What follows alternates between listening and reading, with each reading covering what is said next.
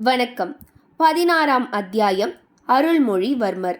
இந்த பெண்கள் எதுக்காக இப்படியெல்லாம் பேசுறாங்க, இதற்கான காரணத்தை சொல்றேன்னு சொன்ன கல்கி அவர்கள் அதை பத்தி சொல்லாம வேற ஒரு விஷயத்துக்கு கொண்டு போறாரு. சுந்தர சோழர் மகாராஜாவுக்கு முன்னாடி சோழ தேசத்தை ஆட்சி செஞ்சது கண்டராதித்தர். இவரை மக்கள் எல்லாருமே சிவஞான கண்டராதித்தர் அப்படின்னு சொல்லுவாங்க. ஏன்னா இவர் தீவிர சிவன் பக்தர். இவர் அந்த அளவுக்கு சிறப்பாக நாட்டை ஆட்சி செய்யலை. இவருக்கு அடுத்தது ஆட்சி செஞ்சது யார் அப்படின்னா அரிஞ்சயர் அப்படின்றவர் ஆட்சி செய்கிறாரு. அதாவது நம்ம சுந்தர சோழர் மகாராஜாவுடைய அப்பா. அரிஞ்சயர் ஒரு வருஷம்தான் ஆட்சி செஞ்சுட்டு இருக்காரு. அவர் இருந்ததுக்கு அப்புறமா சுந்தர சோழர் மகாராஜா ஆட்சிக்கு வராரு. அந்த நேரத்தில் சேவூர் அப்படின்ற இடத்துல சோழர்களுக்கும் பாண்டியர்களுக்கும் ஒரு பெரிய போர் நடக்குது. அந்த நேரத்தில் மதுரையா ஆட்சி செஞ்சுட்டு வந்தது வீரபாண்டியன். பாண்டியர்களுக்கு உதவி செய்யறதுக்காக சிங்கள நாட்டு படையும் பாண்டியர்களோட சேர்ந்து சேவூர்ல சோழர்களை எதிர்த்து போர் செஞ்சுட்டு வராங்க. என்னதான் பாண்டியர்களுக்கு சிங்கள படை வீரர்கள் உதவி செஞ்சாலும் சோழர்களுடைய படை ரொம்பவே பெருசா இருந்தது. சோழர்கள் இந்த போர்ல வெற்றி அடைகிறாங்க. வீரபாண்டியன் அங்கிருந்து ஓடி ஒரு பாலைவனத்துல இருக்கிற மலை குகையில ஒளிஞ்சுக்கிறாரு. சிங்கள படை வீரர்கள் நிறைய பேர் இறந்து போறாங்க. சில பேர் உயிரோட இருக்கிறவங்க எப்படியாவது உயிர் தப்பிச்சா போதும் சொல்லிட்டு அங்க இருந்து ஈழ நாட்டுக்கு ஓடி போறாங்க. இலங்கையை தான் இவங்க ஈழ நாடு அப்படின்னு இதுல குறிப்பிட்டு இருக்காங்க. இந்த மாதிரி பாண்டியர்களுக்கும் சோழர்களுக்கும் நடுவுல நடக்கிற போர்ல இந்த சிங்களர்கள் நடுவுல தலையிடுறது நம்ம சுந்தர சோழர் மகாராஜாவுக்கு பிடிக்கவே இல்லை. இவங்களுக்கு எப்படியாவது புத்தி கற்பிக்கணும் அப்படின்னு சொல்லிட்டு எண்ணுறாரு.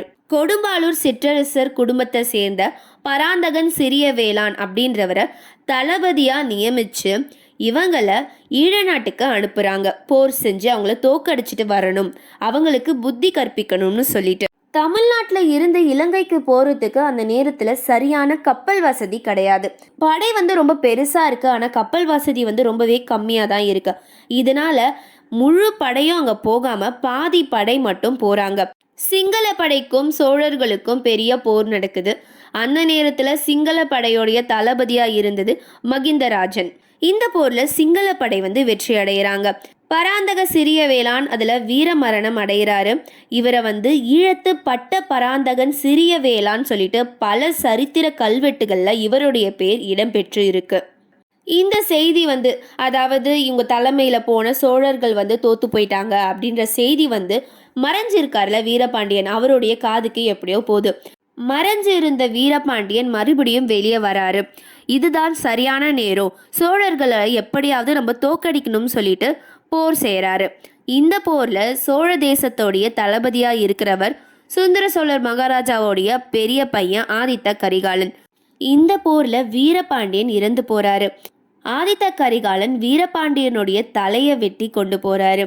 இது நடந்ததுக்கு அப்புறமா ஆதித்த கரிகாலனை பரகேசரி அப்படின்ற பட்டத்தையும் அடைகிறாரு. என்னதான் வீரபாண்டியனை கொண்டு இருந்தாலும் சிங்கள மன்னன் மகிந்தனுக்கு ஒரு நல்ல புத்தி கற்பிக்கணும்னு சொல்லிட்டு சுந்தர சோழர் மகாராஜா நினைக்கிறாரு. சுந்தர சோழர் மகாராஜா மட்டும் இல்லாம சோழ நாட்டை சேர்ந்த பல தளபதிகள், சேனை வீரர்கள் சொல்லிட்டு எல்லாருமே சிங்கள மன்னன் மகிந்தனுக்கு ஒரு நல்ல புத்தி கற்பிக்கணும் அப்படின்னு நினைக்கிறாங்க. சிங்கள தேசத்தை எதிர்த்து போர் செய்யறதுக்காக படை வீரர்கள்லாம் தயாராகிட்டு இருக்காங்க. இருந்தாலும் இவங்களுக்கு தளபதியா யாரை நியமிக்கிறதுன்னு சொல்லிட்டு ஒரு பெரிய குழப்பம் அங்க நடக்குது. சுந்தர சோழர் மகாராஜாவோடைய மூத்த பையன் ஆதித்த கரிகாலன் அந்த நேரத்துல அங்கு கிடையாது. அவரு வடதிசைக்கு போயிருக்கார். திருமுனைப்பாடி, தொண்டை மண்டலம் அப்படின்ற இடத்துலலாம் ராஷ்டிர கூடர்களுடைய ஆதிக்கம் அதிகமாயிட்டே இருக்கு. அந்த ராஷ்டிர கூடர்களை நாட்டை விட்டு ஓட வச்சு காஞ்சியை தன்வசமாக்கணும் சொல்லிட்டு ஆதித்த கரிகாலன் போயிருக்காரு. இப்படி இருக்கும்போது சோழ நாட்டில் இருக்கிற பல தளபதிகளுக்குள்ள பெரிய போட்டி நடக்குது. நான் தான் தலைமை வகிப்பேன், நான் தான் தளபதியாக இருப்பேன்னு சொல்லிட்டு என்னடா பண்ணுறதுன்னு சொல்லிட்டு சுந்தர சோழர் மகாராஜாவுக்குமே ஒன்றும் புரியாமல் இருக்காரு. அந்த நேரத்தில் சுந்தர சோழர் மகாராஜாவோடைய சின்ன பையன் அருள்மொழிவர்மர் முன்னுக்கு வராரு.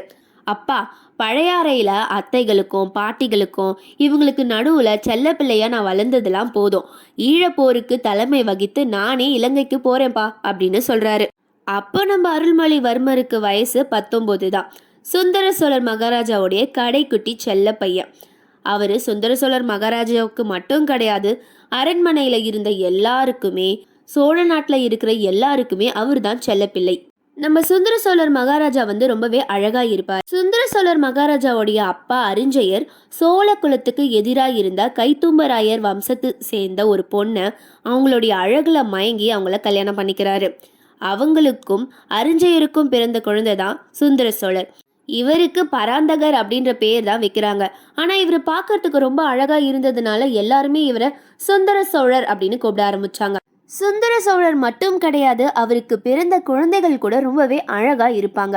ஆதித்த கரிகாலனும் அழகுதான், குந்தவையும் ரொம்பவே அழகுதான். இருந்தாலும் அவருடைய கடைசி பிள்ளை அருள்மொழிவர்மர் ரொம்பவே அழகு. அவரு அழகுல தன்னுடைய அப்பாவையே மிஞ்சிட்டார் அப்படின்னு சொல்லலாம். அந்த அளவுக்கு அவர் வந்து ரொம்பவே அழகா இருப்பாராம். அவர் குழந்தையா இருந்தப்போ அவருடைய அம்மா அங்க இருந்த ராணிகள் எல்லாருமே அவருக்கு வந்து முத்தம் கொடுத்து அவருடைய கண்ணமே வந்து சிவப்பாயிடுமா. அந்த அளவுக்கு வந்து ரொம்பவே அழகா இருப்பாராம். எல்லாருமே அவர்கிட்ட ரொம்ப அன்பா இருந்தாலும் எல்லாரை விட அவர்கிட்ட ரொம்பவே அன்பா இருந்தது அவருடைய அக்கா குந்தவை. அருள்மொழிவர்மரை விட குந்தவை 2 வயசு தான் பெரியவங்க.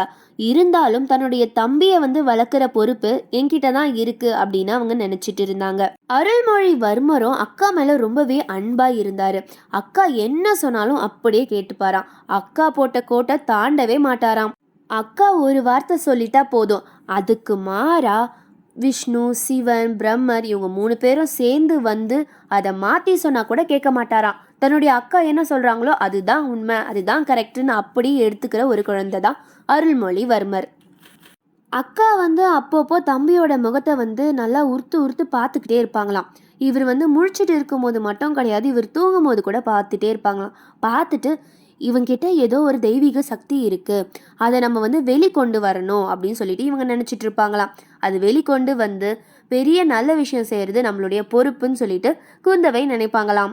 தம்பி தூங்குறப்போ அவருடைய கையை எடுத்து பார்த்துட்டு இருப்பாங்களாம், தம்பியோடைய உள்ளங்கைய. அதுல இருக்கிற ரேகை வந்து இவங்களுக்கு பார்க்கறதுக்கு சங்கு சக்கரம் மாதிரி இருக்குமாம். அந்த சங்கு சக்கர ரேகையை பார்த்து அக்கா குந்தவை என்ன நினைப்பாங்க அப்படின்னா, இந்த உலகத்தையே இவன் ஆட்சி செய்வான் போலயே, ஆனாலும் இவனை விட பெரியவங்க 2 பேர் இருக்காங்க, இவன் எப்படி ராஜாவாக முடியும், எந்த தேசத்தை இவன் ஆள போறான், கடவுள் என்னதான் இவனுக்கு வழி வச்சிருக்காரு, என்ன நடக்க போதோ அப்படின்னு இவங்க யோசிச்சுட்டே இருக்காங்க. இந்த நாட்டில் தான் ஆட்சி செய்யறதுக்கு இவனை விட 2 பேர் பெரியவங்க இருக்காங்க, வேற ஏதாவது ஒரு நாட்டை இவன் ஆட்சி செய்வானோ, ஒரு நாட்டில இருந்து இன்னொரு நாட்டுக்கு போயிட்டு அந்த நாட்டை ஆட்சி செஞ்சவங்களை பற்றி நம்ம நிறைய கதையிலலாம் படிச்சிருக்கோமே அப்படின்னு சொல்லிட்டு எப்போவுமே தன்னுடைய தம்பியை பற்றி இவங்க நினச்சிக்கிட்டே இருப்பாங்களாம். ஏதாவது ஒரு விஷயத்தை பற்றி யோசிச்சுட்டே இருப்பாங்களாம்.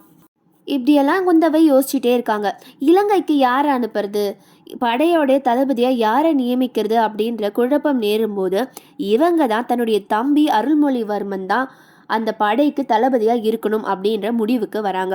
குந்தவை அருள்மொழிவர்மன் கிட்ட போயிட்டு, தம்பி அருள்மொழி, இது வரைக்கும் நான் உன்னை ஒரு கணம் கூட பிரிஞ்சதே கிடையாது, எனக்கு ரொம்ப கஷ்டமாக தான் இருக்கு, இருந்தாலும் இலங்கை படை தலைவனா நீ தான் போகணும் அப்படின்னு சொல்றாங்க.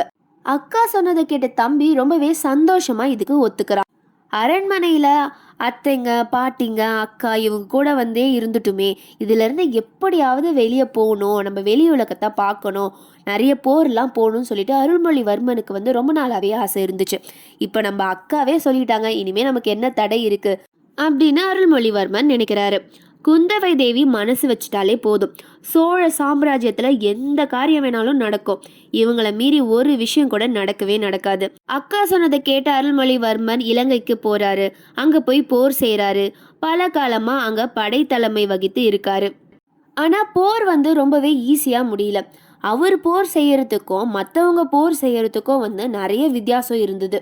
அவருக்கு தேவையானது எதுவுமே வந்து தாய்நாட்டில் இருந்து அந்த இடத்துக்கு வந்து சரியாக வந்து சேரல. அதனால இடையில ஒரு தடவை வந்து மறுபடியும் அவர் தாய்நாட்டுக்கு வராரு இலங்கையில் இருந்து.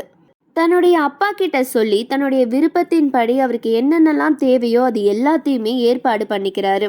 மறுபடியும் ஈழத்துக்கு போக தயாராகிறாரு. தன்னுடைய தம்பியை மறுபடியும் போருக்கு அனுப்பி வைக்கிறதுக்காக குந்தவை தேவி ஒரு நிகழ்ச்சியை வந்து பழையாறையில் ஏற்பாடு செய்கிறாங்க. அருள்மொழிவர்மர் அங்கிருந்து புறப்படுற நேரத்தில் வெற்றி முரசுகள்லாம் முழங்குறாங்க, சங்கங்கள் ஆர்ப்பரிக்கிறாங்க, சிறு பறைகள் ஒலிக்கிறது, வாழ்த்து கோஷங்கள்னு சொல்லிட்டு எல்லாமே வந்து அவ்வளோ சத்தமாக பிரம்மாண்டமாக இருக்குது. சோழ குலத்து தாய்மார்கள் எல்லாருமே என்ன பண்ணுறாங்களோ அவங்களுடைய செல்ல குழந்தைக்கு வந்து ஆசி கூறி அவங்களுடைய நெத்தியில வந்து எல்லாரும் ஒரு ஒரு மந்திரம் சொல்லி திருநீர்லாம் வைக்கிறாங்க. வச்சு நீ போயிட்டு வா, கண்டிப்பா இந்த போர்ல நீ தான் வெற்றி அடைவன்னு சொல்லிட்டு அவரை அனுப்பி வைக்கிறாங்க. அருள்மொழிவர்மர் போற இடத்துல, அதாவது வாசல்ல குந்தவை தேவியோடைய தோழி பெண்கள்லாம் இருக்காங்கல்ல, அதான் அவங்க கூடவே நிறைய பெண்கள் இருப்பாங்களே, சிற்றரசர்களுடைய பெண்கள், அவங்க எல்லாருமே கையில வந்து ஒரு தங்கத்தட்டுல தீபம் ஏற்றி அப்படின்னு நின்றுட்டு இருக்காங்க. அவங்களுக்கு நடுவுல நம்ம வானதியும் இருக்கிறா. இளவரசர் வரத பார்த்துட்டு இருந்த மற்ற பெண்கள் எல்லாருமே வந்து ரொம்பவே சந்தோஷமா அவரை வந்து அழக ரசிச்சு பார்த்துக்கிட்டே இருக்காங்க. இளவரசர் கிட்ட வந்த உடனே அவங்க எல்லாருமே அவங்க கையில இருக்கிற தட்டை சுத்தி அவருக்கு ஆரத்தி எடுக்கிறாங்க. அந்த நேரத்துல வானதியோடைய உடல் வந்து அப்படியே நடுங்க ஆரம்பிக்குது. கையில இருந்த தட்டு வந்து தெரியாம கீழே விழுது. பெரிய சத்தம் ஏற்படுது. எல்லாருமே இது என்ன பெரிய அபசகுணம் அப்படின்னு நினைக்கிறாங்க. தட்டு கீழே விழுந்தாலும் தட்டுல இருந்த தீபம் வந்து அந்த திரி வந்து அணையாம எரிஞ்சுக்கிட்டே இருந்தது. அங்க இருந்த பெரியவங்க எல்லாருமே இது வந்து மிக நல்ல சகுனம், இந்த மாதிரி தட்டு கீழே விழுந்தும் திரி எரியுதுல, இது ரொம்பவே நல்ல சகுனம் அப்படின்னு சொல்றாங்க. எந்த காரணமும் இல்லாம பயந்து போய் தட்டை கீழே போட்ட பொண்ணை பார்த்து அருள்மொழிவர்மன் சிரிச்சுட்டு அப்படியே மேலே போறாரு. அவர் போன கொஞ்ச நேரத்துல வானதி மயக்கம் போட்டு கீழே விழுறா. அவ மயக்கம் போட்டு கீழே விழுந்த உடனே குந்தவை மற்ற பெண்கள் கிட்ட அவளை வந்து ஒரு அறைக்கு கூட்டிட்டு போங்க, அவளை போய் படுக்க வைங்க அப்படின்னு சொல்றாங்க. மற்ற பெண்களும் அவளை தூக்கிட்டு மேலே போறாங்க. குந்தவை தன்னுடைய தம்பி கிளம்புறா, அதை கூட பார்க்காம வானதிக்கு என்னாச்சு, அவ சரியாயிட்டாளா இல்லையான்னு சொல்லிட்டு பார்க்கறதுக்காக வானதி இருக்கிற அறைக்கு போறாங்க. குதிரையில ஏற போனாருல்ல அருள்மொழிவர்மர், அவர் வந்து தூரத்துல இருந்து வானதி மயக்கம் போட்டு விழுறத வந்து பாக்குறாரு. அவர் என்ன பண்றாரு அப்படின்னா, வானதி மயக்கம் போட்டு விழுந்த பொண்ணு வந்து இப்ப எப்படி இருக்காங்க, நல்லா இருக்காங்களா அப்படின்னு சொல்லிட்டு விசாரிக்கிறதுக்காக ஒரு ஆளை அனுப்புறாங்க. அந்த காவலாளி குந்தவை கிட்ட போய் கேட்குறாரு. குந்தவை என்ன சொல்றாங்க அப்படின்னா, கொஞ்ச நேரம் வந்து இந்த பொண்ணை பார்த்துட்டு போக சொல்லு அப்படின்னு சொல்லி அனுப்புறாங்க. அந்த காவலாளியும் அருள்மொழிவர்மன் கிட்ட போயிட்டு இதை சொல்றாங்க. அருள்மொழிவர்மன் தான் இது வரைக்கும் தன்னுடைய அக்கா பேச்சை தட்டினதே கிடையாதே. சரின்னு சொல்லிட்டு அந்த பொண்ணை பார்க்கறதுக்காக போறாங்க. மயக்கம் போட்டு இருந்த வானதியை தான் மேலே சாய்ச்சிக்கிட்டு அவளுக்கு எப்படியாவது நினைவு வரத்துக்காக ஏதோ ஒரு முயற்சி செஞ்சிட்டு இருக்காங்க குந்தவை. இதை பார்த்த அருள்மொழிவர்மருக்கு வந்து ரொம்பவே மனசு கஷ்டமா போகுது. அக்கா, இந்த பொண்ணு யாரு, இவ பேரு என்ன அப்படின்னு கேட்குறாரு. கொடும்பாளூர் சிறிய வேளாளருடைய பொண்ணுடா இவளுடைய பேர் வானதி, கொஞ்சம் பயந்த சுபம் இருக்கிற ஒரு பொண்ணு அப்படின்னு குந்தவை சொல்றாங்க. ஓ அப்படியா, இப்பதான் இந்த பொண்ணு எதுக்காக மயக்கம் போட்டு விழுந்திருக்கா அப்படின்றதே எனக்கு புரியுது அப்படின்னு அருள்மொழிவர்மர் சொல்றாரு. இந்த பொண்ணோட அப்பா தானே இலங்கை போர்ல இறந்து போனாரு, அதை நினைச்சு இந்த பொண்ணு பயந்து மயக்கம் போட்டு விழுந்துட்டா போல அப்படின்னு இளவரசர் சொல்றாரு. இருக்கலாம், ஆனா இவளை பத்தி நீ கவலைப்படாத, இவளை நான் பாத்துக்கிறேன். நீ இலங்கைக்கு போ, சீக்கிரமா வந்து வெற்றி அடைஞ்சிட்டு வா, அங்க என்னென்ன நடக்குதுன்னு சொல்லிட்டு அடிக்கடி எனக்கு தெரியப்படுத்துன்னு சொல்லிட்டு குந்தவை தேவி சொல்றாங்க. ஆகட்டும் அக்கா, இங்க ஏதாவது விஷயம் நடந்தா கூட எனக்கு சொல்லுங்கன்னு சொல்லிட்டு அருள்மொழிவர்மன் சொல்றாரு. இந்த நேரத்துல இளவரசருடைய குரல் கேட்டதுனாலவோ என்னவோ தெரியல, லேசா கண்ணை திறக்கிறா. எதிரில் இளவரசரை பார்த்த உடனே கண்ணை நல்லா திறக்கிறா. அவளுக்கே தெரியாம அவளுடைய உதடு வந்து சிரிக்குது. அதுக்கப்புறம் அவள் வெக்கப்பட்டு எழுந்து உட்காந்துக்கிறா. கொஞ்ச நேரத்துல நடந்த எல்லா விஷயமும் அவளுக்கு ஞாபகம் வருது. அக்கா, இந்த மாதிரி செஞ்சிட்டேனேக்கா அப்படின்னு சொல்லிட்டு ரொம்பவே கண் கலங்குறா. குந்தவை தேவி அதுக்கு மறுமொழி சொல்றதுக்கு முன்னாடி இளவரசர், அதுக்காக நீ கவலைப்பட வேண்டாம் வானதி, தவறுவது வந்து எல்லாருக்குமே வந்து தெரியாம நடக்கிற ஒரு விஷயம் தானே, அது மட்டும் இல்லாம உனக்கு ஏன் இப்படி நடந்ததுன்னு சொல்லிட்டு எனக்கு தெரியும், அதுதான் நான் அக்கா கிட்ட சொல்லிட்டு இருந்தேன் அப்படின்னு சொல்றாரு. வானதிக்கு ஒண்ணுமே புரியல. இது வந்து கனவா உண்மையானே அவளுக்கு புரியல. பெண்களை வந்து சாதாரணமாக திரும்பி கூட பார்க்க மாட்டாரு அருள்மொழிவர்மர். அவரா நம்ம கிட்ட வந்து பேசுறாரு, அவரா நமக்கு ஆறுதல் சொல்றாரு, என்ன ஒரு பாக்கியம் செஞ்சிருக்கோம் நம்ம அப்படின்னு சொல்லிட்டு அவன் நினைக்கிறான். அவளுடைய உடம்புலாம் வந்து புல் அரிக்குது. மறுபடியும் அவளுக்கு மயக்கம் வரா மாதிரி இருக்கு. இளவரசர் தன்னுடைய அக்காவை பார்த்து, அக்கா, சேனைகள்லாம் எனக்காக காத்துட்டு இருக்குக்கா, நான் போயிட்டு வரேன் அப்படின்னு சொல்றாரு. நீங்க எனக்கு செய்தி அனுப்புறப்போ இந்த பொண்ணுக்கு உடம்பு எப்படி இருக்குன்னு எனக்கு சொல்லுங்க. தாய் தகப்பன் இல்லாத பொண்ணு, நம்மளை நம்பிதான் இங்க இருக்கா, கொஞ்சம் பார்த்துக்கோங்கக்கா அப்படின்னு சொல்லிட்டு இளவரசர் அங்கிருந்து கிளம்புறாரு. இது எல்லாத்தையுமே குந்தவை தேவியோடைய மற்ற தோழி பெண்கள் பார்த்துக்கிட்டு இருக்காங்க. அவங்களுக்கு எல்லாருக்குமே வந்து ரொம்ப பொறாமையா இருக்கு. அந்த நாள்ல இருந்தே குந்தவை வந்து வானதி மேல ரொம்பவே அதிகமான அன்பு காட்ட தொடங்குறாங்க. தனக்கு தெரிஞ்ச எல்லா விஷயத்தையுமே வந்து வானதிக்கு கற்றுக் கொடுக்குறாங்க. அவங்க எந்த இடத்துக்கு போனாலும் வானதியை கூடவே கூட்டிட்டு போறாங்க. தன்னுடைய தம்பியோட எதிர்காலம் எப்படியெல்லாம் இருக்கணும்னு இவங்க கனவு கண்டு வச்சிருக்காங்களோ அது எல்லாத்தையுமே வானதி கிட்ட சொல்றாங்க. வானதியுமே ரொம்பவே ஆர்வத்துடன் அதெல்லாம் கேட்டுட்டு இருக்கா. இப்போ சொன்ன மாதிரி வானதி மயக்கம் போட்டு விழுந்தால, அந்த மாதிரி மறுபடியும் ஒரு 5-6 தடவை மயக்கம் போட்டு விழுறா. அப்போ எல்லாமே குந்தவை தேவி வானதியை ரொம்பவே அன்பா பாத்துக்கிறாங்க. ஒவ்வொரு முறையும் மயங்கி விழுந்ததுக்கு அப்புறமா தெளிஞ்சதுக்கு அப்புறமா வானதி அழ ஆரம்பிச்சிருவாங்க. ஏண்டி அசடை, எதுக்காகடி இப்படிலாம் அழுதுகிட்டே இருக்கன்னு சொல்லிட்டு குந்தவை கேட்பாங்களாம். வானதியும் தெரியலக்கா, என்னை மன்னிச்சிடுங்கக்கா அப்படின்னு சொல்வா. குந்தவை என்ன சொல்லுவாங்க அப்படின்னா, அவளை கட்டி பிடிச்சிக்கிட்டு அதெல்லாம் ஒன்றும் கிடையாதுன்னு சொல்லிட்டு ஆறுதல் சொல்லுவாங்களாம். இதையெல்லாம் பார்க்குற மற்ற பொண்ணுங்களுக்கு ரொம்பவே பொறாமையாக இருக்கு. இதனால தான் குந்தவையும் வானதியும் குழந்தை ஜோதிடர் வீட்டுக்கு போனதுக்கு அப்புறமா இந்த பெண்கள்லாம் இவ்வளோ விஷயம் பேசியிருக்காங்க. எதுக்காக இந்த பெண்கள் வானதியை பற்றி இப்படியெல்லாம் பேசுனாங்க அப்படின்ற காரணம் உங்களுக்கு தெரிஞ்சுதா? இதோட இந்த அத்தியாயம் முடியுது. அடுத்த அத்தியாயத்துடன் மீண்டும் சந்திக்கிறேன்.